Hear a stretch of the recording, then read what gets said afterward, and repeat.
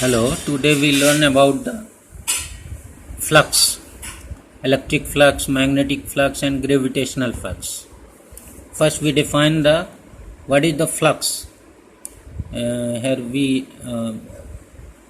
written flux is visible or invisible effect that appears to pass or flow or travel through a surface or through a substance. So this effect is called flux. For example, when fluid flows through a pipe, the effect that appears to pass through area of cross section of the pipe is called the fluid flux. Now, if water flows when water flows through a pipe, then it is called water flux.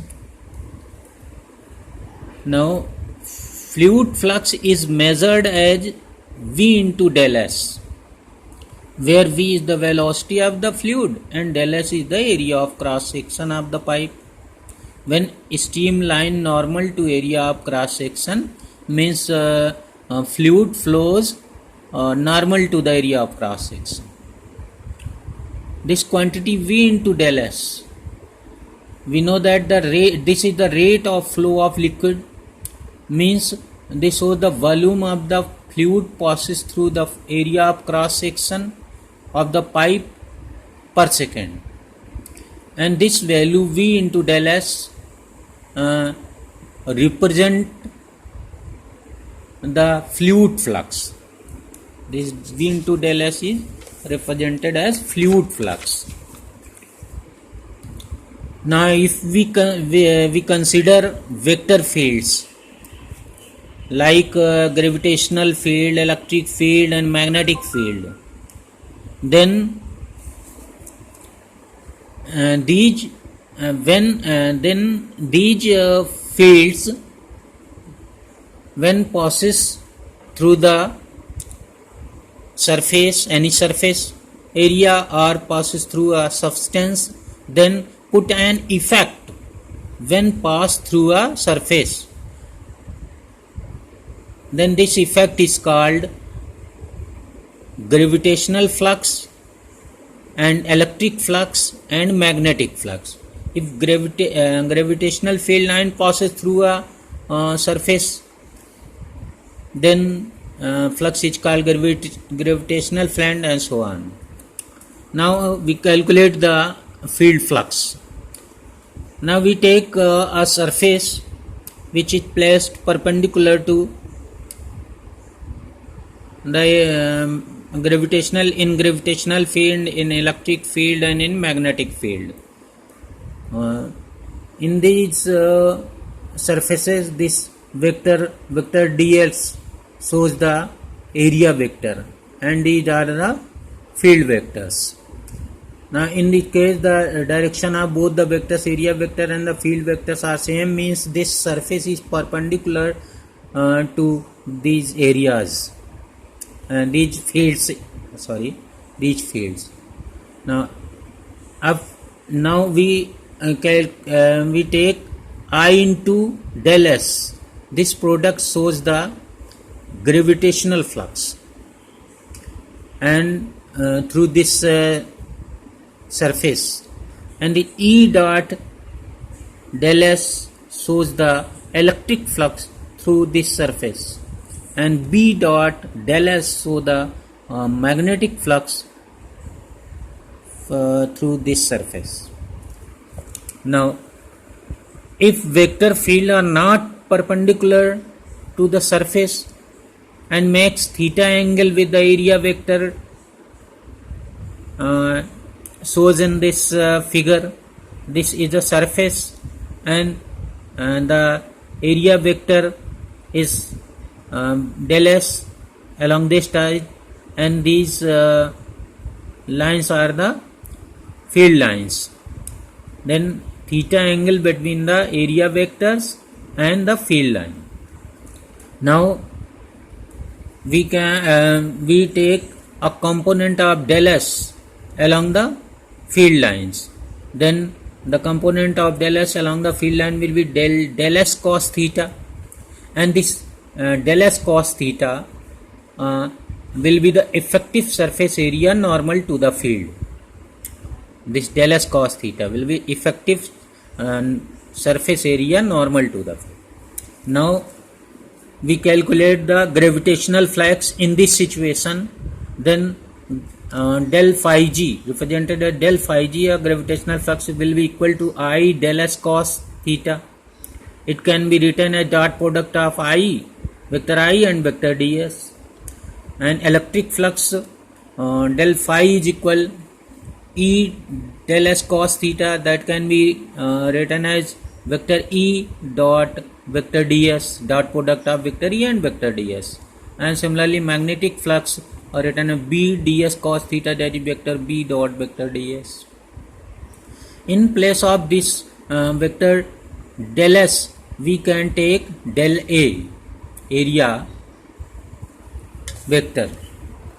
Now if we take total flux, then integrate these equations, we get total flux through this surface area or through a surface, this integration I dot ds gravitational flux, integration E dot ds electric flux, and vector this integration of vector B dot vector ds is magnetic flux.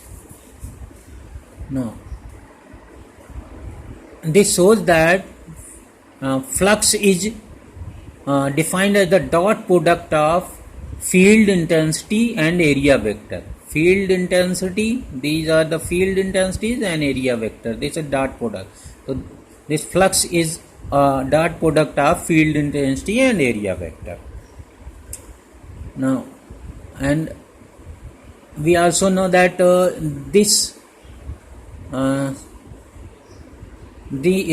are called the surface integration of field intensity.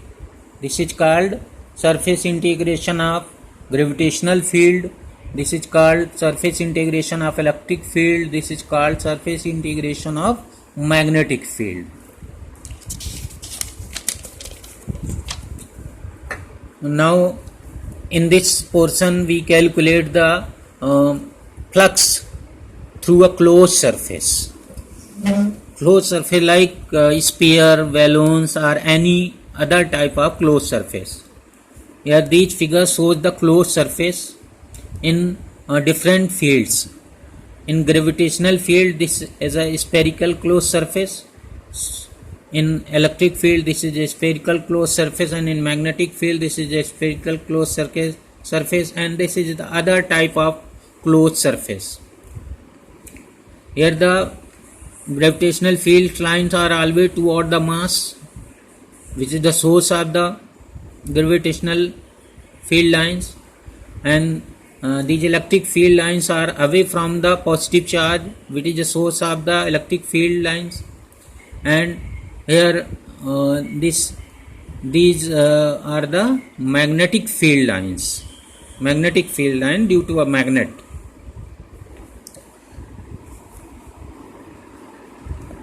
Now to calculate the flux through these closed surfaces, we find surface integration of vector fields, means these values. Now these surface integration of fields, that means phi g, phi e and phi b. So the quantity of this is an important point. This surface integration, or you can say this flux, so the quantity of source field present inside the closed surface, means electric flux, magnetic flux and the gravitational flux. So the quantity of source of fields, means in gravitational field this surface integration of gravitational field is so the mass present inside the closed surface. In this case integration of electric field over this closed surface. So the source of electric field means charge inside the closed surface. And in this case, the integration of magnetic field over a closed surface is always zero, because the magnetic field lines and the magnetic field line enters from one side of the sphere closed surface and exit from the other side of the closed surface. Therefore, the surface integration of magnetic field over a closed surface in magnetic field always zero. This means this shows there is no any quantity present inside the closed surface in magnetic field. Now,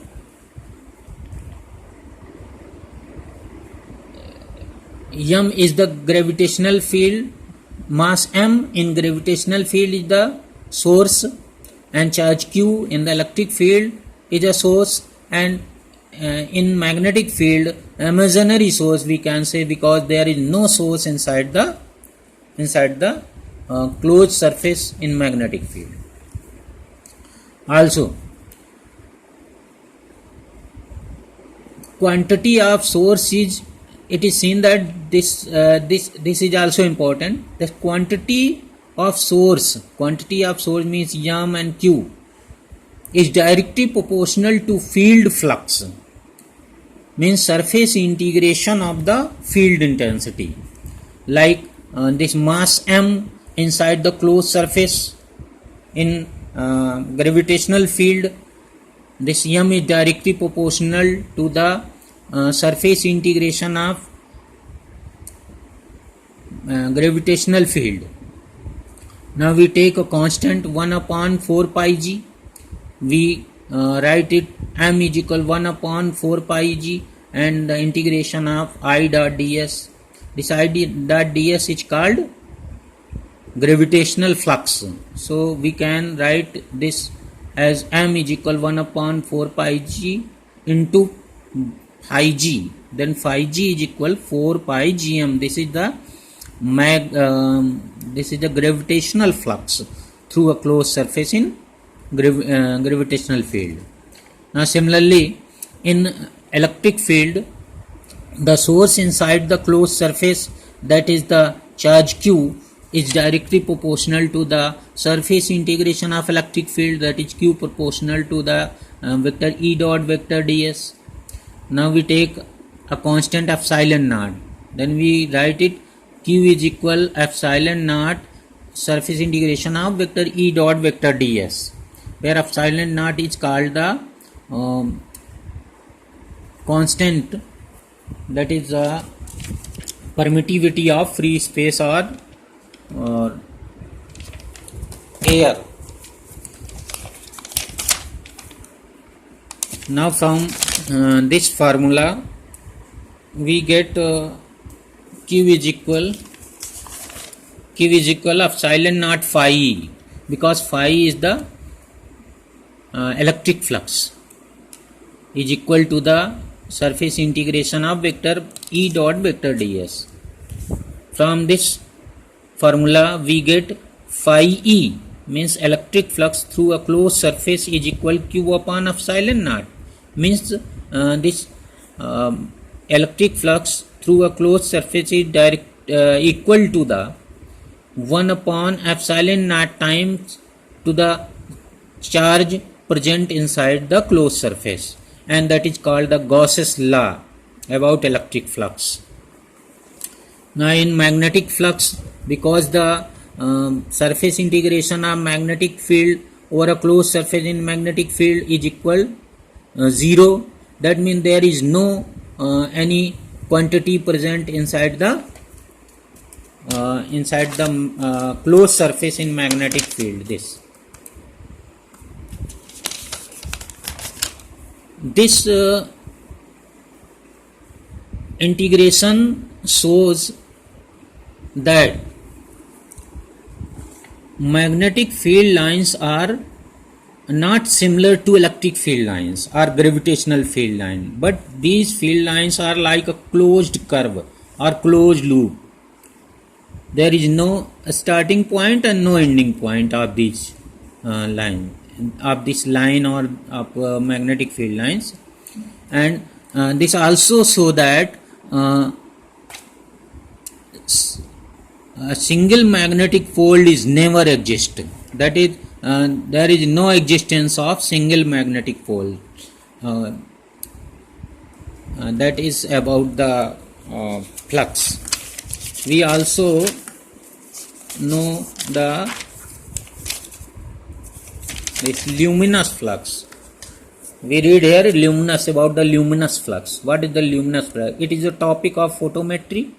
In photometry, luminous flux or luminous power, also called luminous power, is the measure of the perceived power of light. Perceived power of light, here light is the visible electromagnetic radiation, and power means energy per second. This is called luminous flux. When light enters inside in my eye, then we measure this effect. It's called luminous flux. And there is another flux, is radiant flux, and this radiant flux is differ from the luminous flux. This radiant flux is the measure of the total power, means electromagnetic total power of radiation, electromagnetic radiation, means visible and invisible both.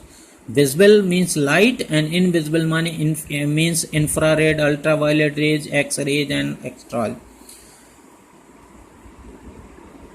Now we can define the luminous flux in this portion, like this portion. It means luminous flux is related to the sensitivity of human eye to light, visible electromagnetic radiation only. It is different for different wavelengths of light, and the unit of luminous flux is lumen, and the luminous flux of eye is maximum for wavelength of 555 nanometer, which is greenish yellow light, and that is a luminous flux.